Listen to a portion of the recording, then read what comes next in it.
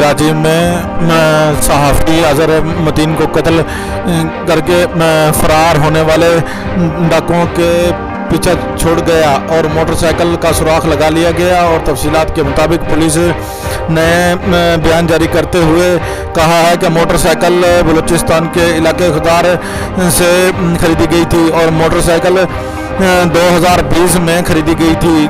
सुनाचा के मोहम्मद जहांगीर के नाम पर रजिस्टर है। मोटरसाइकिल 125 सीसी है और 125 सीसी, जबकि दस्तावेज के मुताबिक 70 सीसी सामने आई है।